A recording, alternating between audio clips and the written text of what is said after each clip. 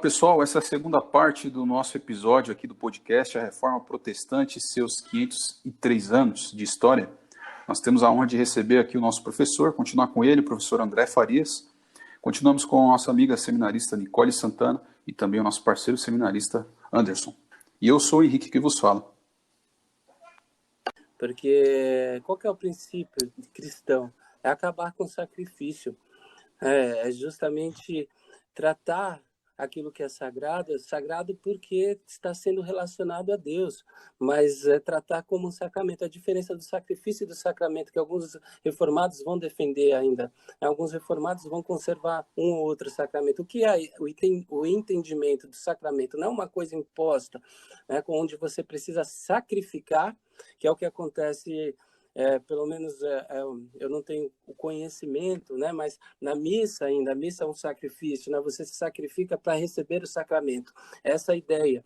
No protestantismo se defende a ideia de sacramento, mas no sentido de que não é mais você que se sacrifica, porque o sacramento é de baixo para cima.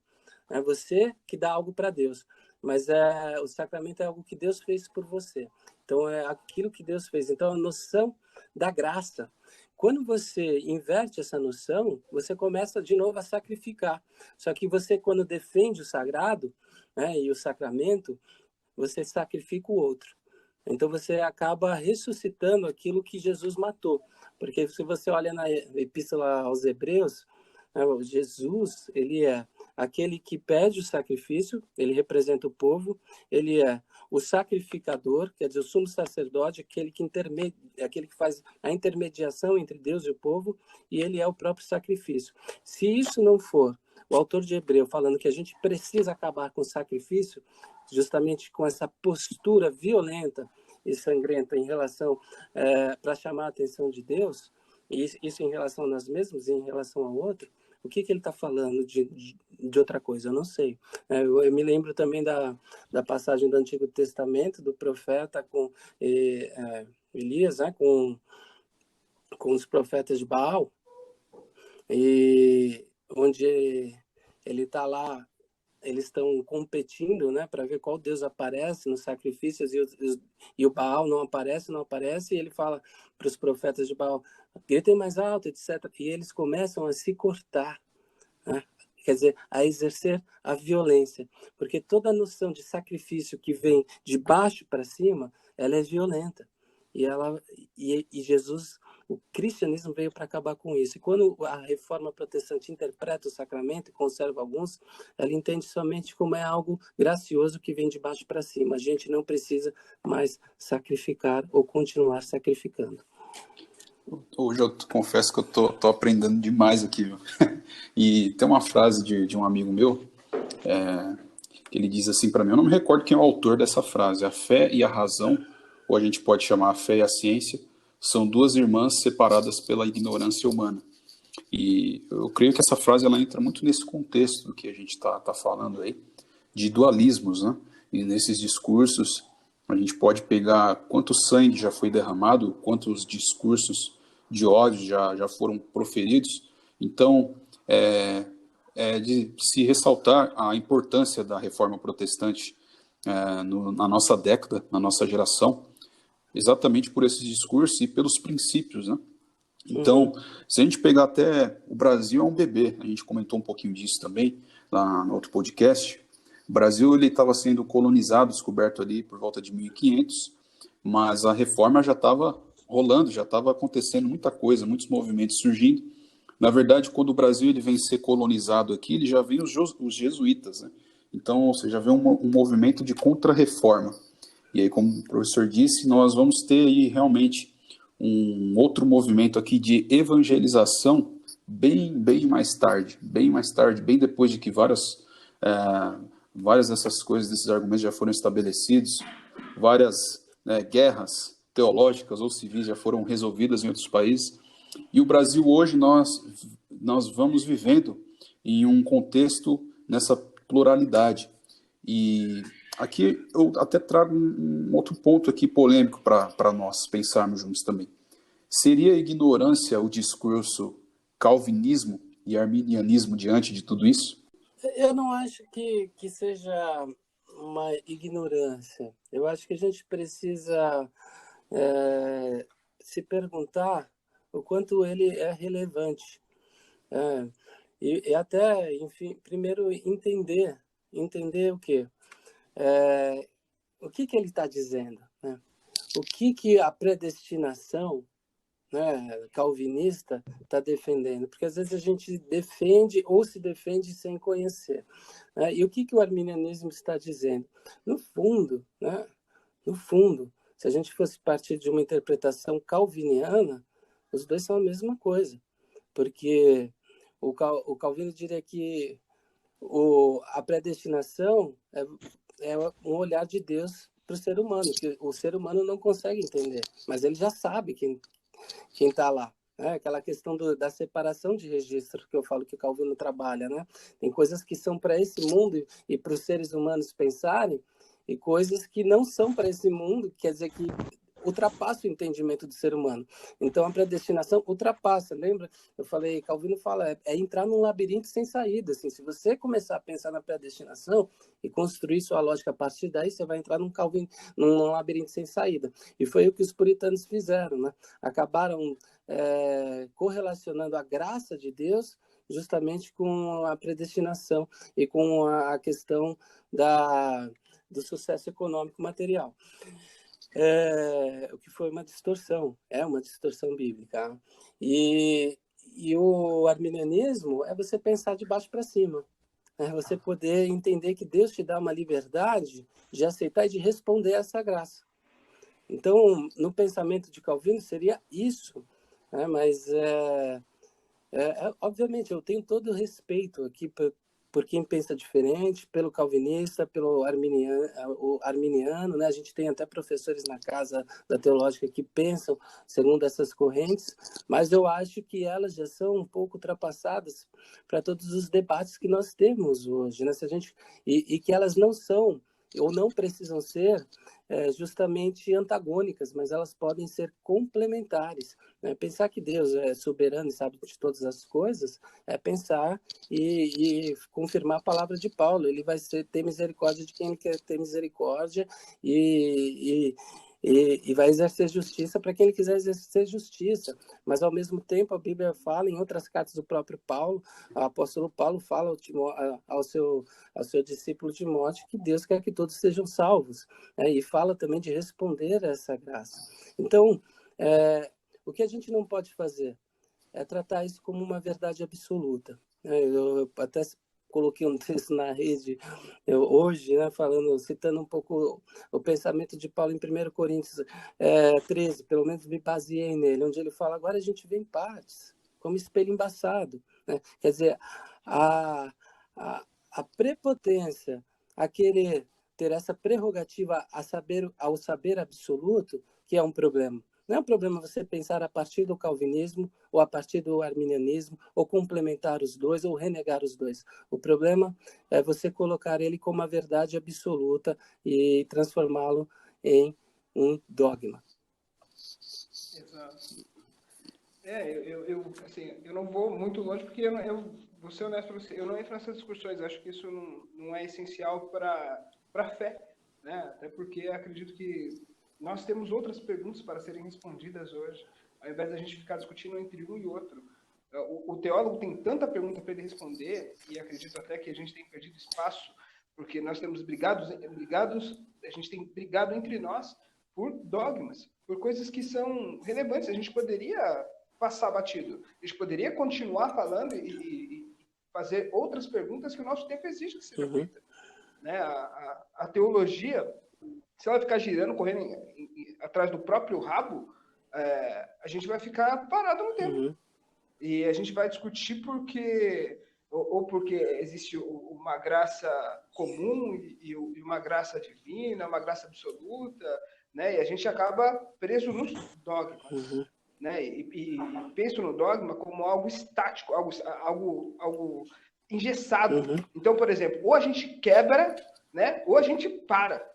E, por exemplo, eu penso muito mais na ideia de a gente ser flexível, da gente poder ouvir. Porque na fala da Nicole, na fala do professor, eu fiquei pensando nos hebreus, né? o próprio judeu, se a gente perguntasse para ele como é que é Deus, eles diriam que Deus é uma boca e nós somos um ouvido, né? E hoje eu duvido que nós pensaríamos assim. A gente ia falar assim, não, Deus é um ouvido e nós somos a boca. Somos nós que falamos e Deus quem nos ouve, né? Nesses nossos pedidos para que a gente... Por quê? Porque a gente sabe como é. Porque aqui faça na terra, né? Faça na terra como é feito no céu, não. Faça no céu como é feito na terra. Verdade. Porque exato, porque nós falamos com Deus com uma autoridade que não faz sentido. Por quê? Porque os nossos dogmas, eles deixam Deus dentro de uma caixa fechada, engessado. Ele é daquela forma. Como é que eu alcanço E aí você Deus? entra nessa questão, né? Da razão quebrar a fé, né? A espiritualidade. Porque, exato, pensando no que você está falando, desculpa te cortar, vou deixar você complementar já. Não, manda aí. Eu estou pensando na mensagem que eu vou pregar domingo, assim, porque... Muito bom. Eu estou pensando em Samuel. Fala a Deus. Samuel, né? Quando ele ouve, ele é chamado por Deus, né? Ele ensina a gente justamente nessa questão que você está dizendo, Anderson, né? Ele fala... ele vai procurar, o que mostra que é difícil, né? Ouvir a voz de Deus, identificar todo um processo, ele precisa ouvir 3 vezes, mas ele ensina a gente no seguinte, fala que teu servo ouve. Quer dizer, não sou eu que digo primeiro, eu preciso escutar a voz, eu preciso escutar. E você disse isso muito interessante, não é sua vontade feita na terra, mas é a minha feita no céu, né? A gente impõe, né? A gente está num movimento de impor as nossas verdades a Deus e defender esse Deus, que eu diria que a gente precisa evangelizar de novo, à luz de Jesus Cristo. É preciso evangelizar Deus, né? Mas não o Deus acima de Deus, o nome desse Deus, né? As representações desse Deus que estão sendo ditas como verdades absolutas, mas que não contém a revelação de Deus. Então é preciso passar pelo crivo de Jesus. E quer dizer, deixar ele falar, deixar ele escutar, quer dizer, receber de novo esse Deus para que a gente desconstrua tudo isso que a gente construiu na tradição e que impera sobre a gente. Desculpa, pode... Exato. Não, é perfeito. Eu vou concluir até com o seu texto, mas antes eu queria falar só assim. Nós precisamos ler novamente a Bíblia. E eu não vou usar a palavra atualizar porque ela está na moda. Eu vou usar ressignificar. É necessário que a gente volte aos evangelhos. É necessário que a gente entenda até, André, uma coisa que eu acho... Eu sempre penso, quando vou falar com os meninos, né, eu fico muito em casa de recuperação, e eu costumo dizer assim para eles, você sabe qual é a velha má? E eles ficam perdidos. Eu falo, porque se a gente vem falar de uma boa nova, é necessário que você entenda essa velha má, que é a sua vida, né? Porque, por exemplo, penso quando vou nas casas de recuperação, o pessoal está se recuperando, né, e tal, mas é necessário que a gente entenda que a nossa vida ela tem sido ruim. Ela tem uma coisa que é ruim e vem desde sempre. E essa boa nova, ela vai te trazer vida nova. Ela vai te trazer mais da vida. Então, por exemplo, o que é essa vida plena, né? O que é essa promessa de vida plena? Ou quando a gente vai para o Salmo 23, né? Nada me faltará. Não vai me faltar nada. Nem dor, nem saúde, nem doença. Não vai faltar nada. Eu vou andar no vale da morte, mas o diferencial é que eu tenho Deus. Mas falando do texto, que eu acho que é bem interessante quando a gente ouve a voz de Deus, é que Samuel confunde a voz de Deus com a voz de um homem. E 3 vezes ele vai falar com um homem. Então, isso deveria nos dizer algo. Que a voz de Deus é muito parecida com a voz do seu conselheiro, com a voz do seu amigo, com a voz daquele que você confia. Então, por exemplo, muita gente reclama de não ouvir a voz de Deus. Talvez porque esteja esperando esse céu se abrir e dizer, esse é meu filho amado. Mas se a gente for lá em Pedro, vai dizer que enquanto Deus está falando com a gente, o Deus estava falando com Jesus, muitos ali ouviam trovões. Então eu acho que é isso que a gente tem ouvido, trovões, ao invés de procurar essa voz parecida com a voz das pessoas que estão ao nosso redor tentando nos mostrar algo que a gente não E aí cabe até uma outra interpretação, hein?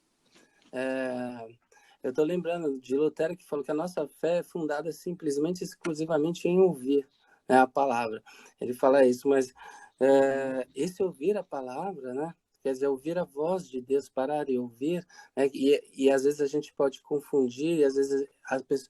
Quer dizer, essa espiritualidade, antes da nossa razão, antes da gente construir as nossas razões, as nossas doutrinas, né? Sem sem pretender transformá-las em dogmas, ela passa por um outro, né? Quer dizer, a gente olha a história de Samuel, ele vivia onde? No sistema religioso, mas ele não conhecia Deus. E para ele identificar essa voz, que ele pensou que era justamente do seu conselheiro, ele precisou de alguém, né? Ele precisou de um outro ser humano. Quer dizer, Deus usou o próprio conselheiro para trabalhar a espiritualidade de Samuel, e Samuel se abre para ouvir. Então, isso é muito legal. É um texto muito rico. Preciso trabalhar. Quando o assunto é calvinismo e arminianismo, eu acho que uma coisa que rola muito é superficialidade, né? Então, essa coisa da internet de você jogar assuntos que não são novidade, né? E ficar se debatendo, ouvir debates mesmo assim desnecessários, né? Então, não só, no caso, a gente está citando esse exemplo, mas tem muitos outros exemplos, né? E eu acho que o grande lance é o seguinte, o que é novidade, né? Isso não é novidade, certo? Que existe esses pensamentos diferentes. Então, tem muitos pensamentos que as pessoas pegam de espantalho que não são novidade, entendeu? Então, não faz o menor sentido você ficar perdendo seu tempo de uma forma superficial, porque a pessoa fala que defende muito alguma coisa que ela nem leu, né? Basicamente. Que ela só leu por cima ou só ouviu falar por cima. Não faz o menor sentido. A pessoa fica lá, parece que, sei lá, Sim. a pessoa travou naquilo e fica só na mesma tecla, né? E a pessoa, ela perde uma oportunidade muito grande, que é a oportunidade de realmente estudar, tipo, e se aprofundar em coisas e passar adiante, né? Tipo, beleza, você, ou sei lá, determinado movimento pensa de tal forma aqui no Brasil, aquela igreja tal é assim, e eu não concordo. Aí a outra igreja é assim, e eu concordo em partes, mas tem uma outra parte que eu não concordo, beleza. Isso não é novidade, né? Agora, o que é novidade para mim? Aquilo que eu desconheço. Então, por que eu não vou estudar, né? Não, as pessoas fogem do estudo, as pessoas fogem da reflexão, elas fogem de realmente se aprofundar na palavra mesmo, né? Tipo, revisitar a palavra constantemente, e elas ficam presas cegamente na mesma tecla. Isso é ridículo. E aí elas começam a entrar numa coisa que não é nem um pouquinho gospel, não é nem um pouquinho crente evangélico, né? Brincadeira. Que é aquela, não é nem um pouquinho cristão, né? Que é ficar se ofendendo, colocando as pessoas para baixo, colocando rótulos, enfim.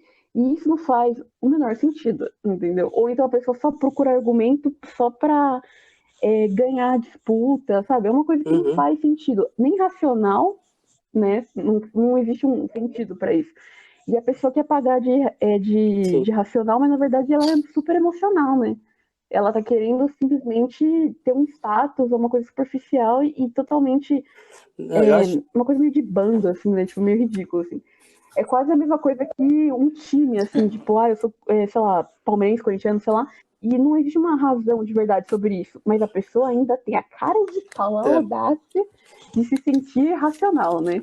Então, isso é uma coisa que a gente tem que levar em consideração. Tipo, pera, coisa que não é novidade, entendeu? Se eu for caçar na internet, eu posso pegar um monte de vídeo de pessoas falando muita besteira, de coisas acontecendo, e eu posso pegar e se publicar.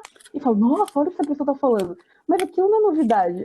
Esse pensamento existe. Existe pensamento tal, existe pensamento tal, existe pensamento tal. Aquilo é novidade? Não é novidade. Então por que você tá fazendo isso? Por que você tá pegando pessoas assim, de espantalho, né? Então é uma coisa que não faz sentido. Na verdade, a pessoa está fugindo da responsabilidade dela, né? Que é de evoluir, de estudar mais, de se aprofundar mais e ir adiante, porque a nossa vida é limitada. A gente não consegue estudar, assim, tipo, tudo que existe. Então você está perdendo tempo precioso para ficar a teologia do debate que papagaio. não faz o menor sentido. Repete, né? Repete. Mas você está falando aí, Exatamente. Nicole, eu estou lembrando que eu estou pensando que a gente pode até vincular, né, isso que você está dizendo a um princípio que eu acho que também é da reforma, é o princípio mediológico, né? A mediologia é uma ciência que analisa os fenômenos culturais, como religião, política, arte, e com os seus meios de transmissão, né? E como que você transporta essas informações. Então, se você pensar na reforma, né, o que o Lutero usou, né? Pelo menos ele que é o grande pilar, né? É o grande Gutenberg. Então, a reforma da igreja, ela ocorreu na história, se a gente pensar, porque outras reformas, como o próprio Anderson citou, elas já tinham, historicamente, tentado fazer uma transformação. Mas por que Lutero foi feliz? Por que foi frutífero? Porque a impressão, né, os meios de transmissão não fizeram com que as autoridades não conseguissem barrar as suas ideias, as suas palavras, etc. Mas qual que foi o alicerce, né? Qual que foi a mensagem comunicada? É isso que você está dizendo, né? O que eu estou dizendo nas redes? Né? O que eu estou dizendo aí nessa mediação com os meios que eu tenho para falar, né? O que é importante e o que não é. Foi justamente alicerces que ele tirou da Bíblia e da sua consciência, opondo as autoridades do seu tempo. Né? Não é repetindo as mesmas coisas, mas foi algo novo. Então, o ato de ler, como você disse, buscar outras coisas novas para não ficar repetindo, né? É um fundamento protestante, que lê a Bíblia para reler a sua vida e reler a sua vida à luz das Escrituras. Quer dizer, é um vai e vem que não é cíclico, mas ele anda para frente. É a repetição kierkegaardiana, né? Ela não é uma repetição, é uma retomada. Ele retoma, mas ele vai para frente. Ele não volta para o mesmo ponto nunca mais. Então, sempre reformando. A gente usa a metanoia ou usa sempre reformando, que é o princípio reformado, né? Ainda em reforma, como acho que o Anderson mesmo disse no começo. Excelente, excelente mesmo. E aproveitar até nessa linha aí que vocês estão falando, uma última pergunta para a gente pensar juntos aqui. Quanta riqueza, né, de pensamentos, e a gente até pode pegar essa frase, o protestantismo, de protestar, realmente eles protestavam com argumentos, com base, e buscavam isso. E hoje nós perdemos muito com isso, por não se espelhar neles. Tem uma frase de Isaac Newton que diz: se eu vi mais longe, foi por estar sobre ombros de gigantes. Nós temos várias gerações, temos oportunidade de estar sobre os ombros desses gigantes, com toda essa história, com todas essas conquistas, mas também com os erros deles. Nós podemos aprender muitas coisas. E como também, de novo, Agostinho disse, né, de Hipona, nas coisas essenciais a unidade, nas coisas não essenciais a liberdade, em todas as coisas a caridade. E nessa linha, eu gostaria de entrar nessa última pergunta. O evangelicalismo versus o cristianismo. Nós nos perdemos como igreja? Essa? 7 minutos mais tolerante. Porque é pancada, né, cara? É pancada, né? A gente se perdeu como igreja? Eu acho que não. O professor Nicole falando, né, sobre a importância da mídia, eu fui para Paulo e as estradas de Roma, né? Como é que isso foi? Qual que é a importância, se a gente for pensar, das estradas de Roma para o evangelho propagar? Né? É quase como se a gente pensar nessa ideia dos folhetos de Lutero, né? Não dava tempo deles conseguirem apagar essa história, não dava tempo deles conseguirem apagar aquela ideia. Estava em todo lugar ao mesmo tempo, era assustador, né? E agora, entrando na pergunta do Henrique, eu acho que não. Nós temos uma verdade conosco, que é uma verdade absoluta. É algo que é maior do que a gente sente. A igreja, penso sempre na igreja como o reino de Deus, como o próprio corpo de Deus fundando um reino. Então, essa igreja, né, agora a gente vai colocar, quando você separa evangelicalismo de cristianismo, eu preferia estar trazendo isso. Isso tem que ser uma coisa só, né? Ou não é nada, né? Ou é uma coisa só, ou é palha. Né? Então, pensando na igreja como corpo, na igreja daquele que que propaga essa boa nova, que fala desse Jesus vivo e atuante na vida de cada um de nós, eu acho que, para ser honesto, eu acho que a única esperança que eu tenho num tempo como esse, né, num tempo onde essa polarização nos coloca cada um de um lado e todo mundo armado, esperando uma fala do outro para a gente poder reagir, é o tempo onde a gente precisa oferecer essa outra face. É um tempo onde talvez a gente tenha, numa conversa com o André, eu me lembro sobre o texto do Jacques Ellul, né? Jacques Ellul. Jean Ellul, do francês. Aí, essa aí que ele falou.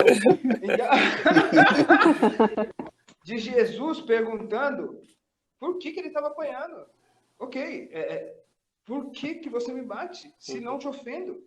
Então, revelar o que está acontecendo nesse mundo. O que tem acontecido. E para a gente poder ser luz, como Cristo diz, a gente precisa entender o que é ser luz. Então, de novo, a gente precisa voltar para as Escrituras. Mas voltar para as Escrituras entendendo que é Deus quem fala conosco a partir das Escrituras.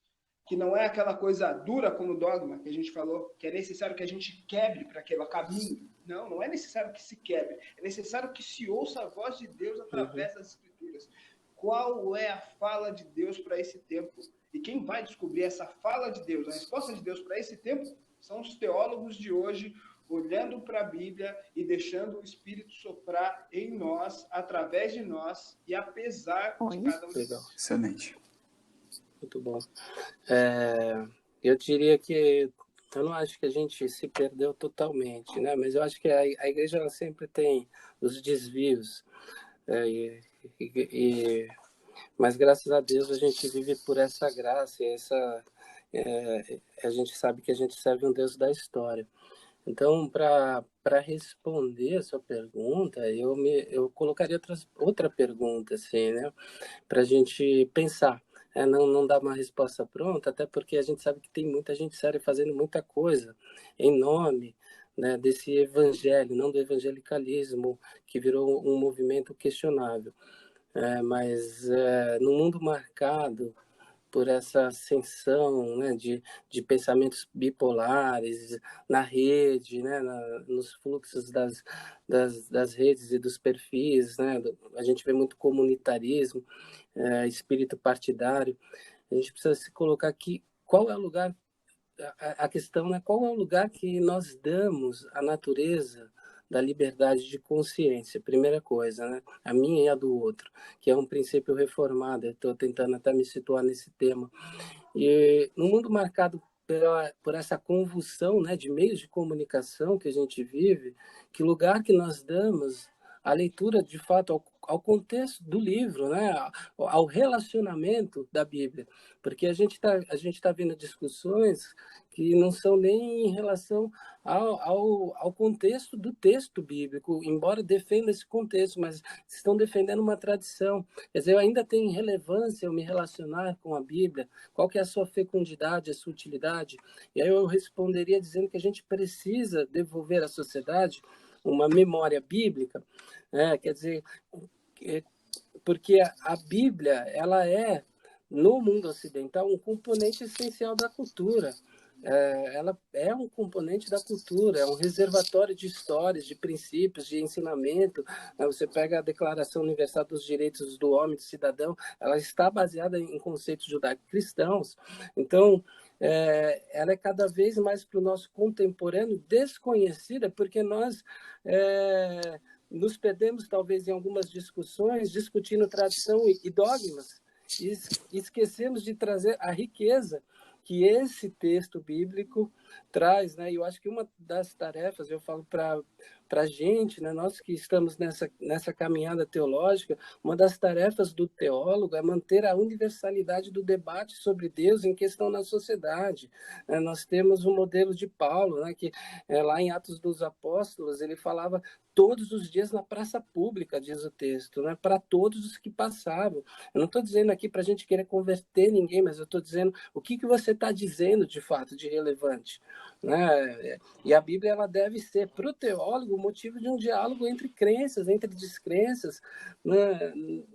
Sem totalitarismo. Eu diria também que a gente precisa ter uma postura diferente na sociedade, né? Uma postura ética, onde nós consigamos participar das elaborações daquilo que é construído na sociedade, para que a gente mostre que nós também, como teólogos, como religiosos que somos, né, como cristãos, sobretudo e acima de tudo, participamos dessa coexistência social.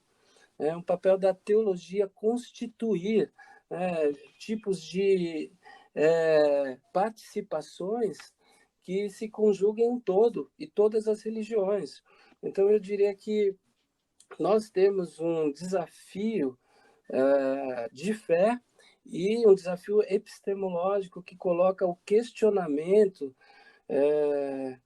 para a gente. Esse questionamento que você colocou, Henrique, que é muito pertinente, sobre a condição de como nós estamos pensando a nossa religião hoje, né? E a teologia ela não pode mais ignorar esse vazio semântico que a Nicole trouxe, né, nas discussões que a gente vê também, às vezes, na nossa cultura contemporânea, porque a discussão para o teólogo ela é uma das referências, né? E o teólogo precisa ser esse representante do cristianismo, ou da cristandade, né? Do evangelho, eu diria melhor, na sociedade, retomar esse papel que a gente está entregando para os políticos, que a gente está entregando para as outras pessoas, e até para outros religiosos que não estão levando isso a sério, né? Então, eu acho que a transmissão dos textos bíblicos, de uma espiritualidade sincera e baseada na relação com Deus, elas podem contribuir com valores e princípios que estão sendo construídos na sociedade, sem imposição, sem verdade absoluta, mas em coparticipação. E por isso que eu acho, por exemplo, as nossas comunidades, no culto de domingo, nas celebrações, seja o nome que nós quisermos dar, a gente precisa mudar a orientação que está na nossa tradição, né? Para quem cresceu na igreja, cresceu para ir no culto, no domingo, etc. O serviço da celebração é o primeiro serviço público de espiritualidade que a gente presta para uma comunidade, para um bairro. Quer dizer, há ali coisas sendo ditas biblicamente que precisam ser compartilhadas, né? Mas numa fala generosa. Eu não sei se vocês já estudaram isso, mas a gente consegue identificar qual que é o centro da missa católica. É o sacrifício, né? A Santa Ceia, a comunhão. Qual que é o centro do culto protestante? É a pregação da palavra. E os protestantes, os reformadores vão falar, existe a palavra audível, que é aquela que se prega quando se sobe no púlpito, mas a palavra visível, que é aquela que a sociedade vê a partir da ação prática. E talvez a gente se perdeu nas nossas discussões fazendo essa crítica interna. E eu queria finalizar minha fala me lembrando um pouco do que o Carl Jung, né, o segundo pai da psicanálise, disse. Eu lembro mais ou menos, porque foi uma citação que foi muito importante para mim, então eu vou parafraseá-lo. Ele diz o seguinte, que a igreja protestante é totalmente delirante se procurar repetir a tradição cristã da igreja católica ou ficar em um ciclo, né, onde não sai da mesmice, porque a igreja católica, ele vai dizer, é uma mãe, enquanto o protestantismo desempenha o papel do pai. Ele vai falar, o protestantismo ele vai transformar uma criança em um homem adulto, e todo adulto tem seu ponto de vista. E é por isso que a difusão do protestantismo parece ser precisamente uma garantia para a nossa sociedade de vitalidade. Eu vejo essa dispersão como um sinal de vivacidade, de avivamento, se a gente quiser dizer, que basicamente não há nada com que se preocupar nessas transformações e reinterpretações, porque isso é, de fato, um princípio protestante. Fenomenal, fenomenal, sem palavras. Nicole, você quer falar? Quero. Então, uma coisa que eu vou falar até uma coisa pessoal mesmo. Desde muito cedo, assim, eu não lembro exatamente com quantos anos, eu parei de me identificar como evangélica. Quando alguém falava, qual a sua religião? Tal, eu falava assim, cristã só, né?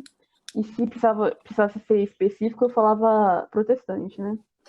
E por que que isso nasceu dentro de mim, né? Por causa justamente de escândalos e coisas que a gente via que eram populares, né?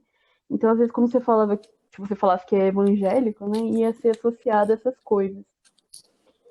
E ok, eu acho até legítimo isso, eu acho que muitas pessoas se encontram nessa situação por causa dessas questões, mas, de uma certa forma, assim, é uma certa prepotência também, porque você se coloca numa posição de querer se separar, né, da comunidade, enfim, sendo que a comunidade não se restringe apenas a aquilo que é errado, né? Existe muita coisa boa também acontecendo, enfim. E eu comecei a refletir mais sobre essas coisas, né? E eu acho que a gente tem que lembrar um pouquinho, Elias, por exemplo, se achava o único cara que sobrou lá em Israel, e como tinha outras remanescentes, né? Como tinha outras pessoas lá. Então, dentro da igreja brasileira, a gente tem que levar em consideração que tem sim muita gente séria, muita gente fazendo coisa correta, e a gente não pode ignorar isso, né? Então, eu acho que cabe a nós assumir a nossa responsabilidade, né? E fazer parte desse grupo de pessoas que estão fazendo o correto, o honesto, né? Que estão fazendo coisas que estão agregando para a sociedade, né? Exatamente. E não entrar em fugir, né? Disso e tentar se isolar, mas também não correr tão rapidamente para debates, como comentei, inúteis, né? Que não vão levar a lugar nenhum, que não são novidade, enfim. Então, acho que uma reflexão muito boa o que eu preciso fazer? Qual que é a minha responsabilidade? Será que isso vai trazer alguma diferença prática no dia a dia? Então, um exemplo prático é você tem se relacionado com a igreja, com as pessoas, né? Que igreja são as pessoas? Você tem se relacionado com a sociedade de uma forma geral? Como tem sido isso? Porque senão você fica preso em discussões na internet que não fazem o menor sentido.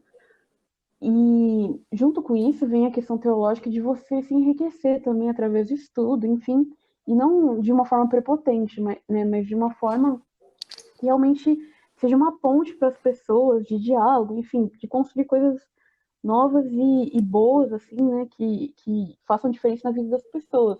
Até porque a nossa sociedade não é simplesmente protestante, né?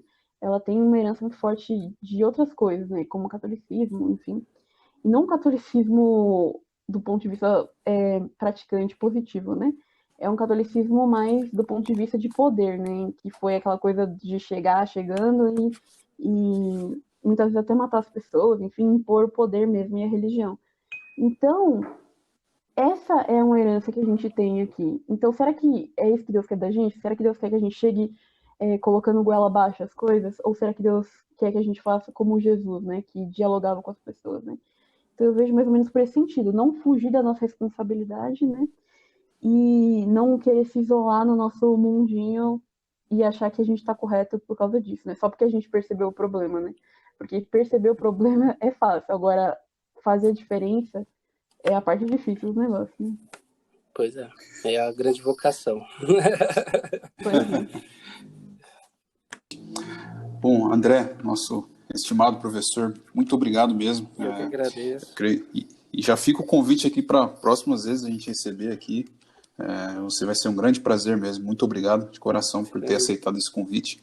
Grande prazer. Obrigado, Nicole. Foi um grande prazer. Agradeço a vocês três pelo convite. Vai ser um prazer também retornar e aprender nesses diálogos. Que vocês continuem aí firmes e fortes nessa grande responsabilidade, imensa vocação. Obrigado, professor. Obrigado, Nicole. Obrigado, Anderson. nossos amigos aí de seminário. E eu finalizo com as palavras do maior mestre, que fez a maior reforma que já existiu e nunca mais vai haver outra reforma, que é o nosso Senhor Jesus Cristo. E ele disse, nos deixou essa lição: venha o teu reino, faça-se a tua vontade, assim na terra como no céu. Que nós possamos ter essas palavras de Cristo sempre ardendo em nossos corações. Comemorado aí dia 31 de outubro, vamos comemorar agora 503 anos da Reforma Protestante. Pensamos um pouco hoje sobre isso. E o versículo-chave da Reforma é Romanos 1,17, porque no Evangelho é revelada a justiça de Deus, uma justiça que do princípio ao fim é pela fé, como está escrito, o justo viverá pela fé. Nos acompanhe nas redes sociais, no Instagram, @pensarpod, com D mudo. Acompanhe os nossos próximos episódios. E essas foram algumas lições da Reforma Protestante. E você? Qual que vai ser a sua parte nessa nova reforma? Um grande abraço a todos e obrigado por nos acompanhar.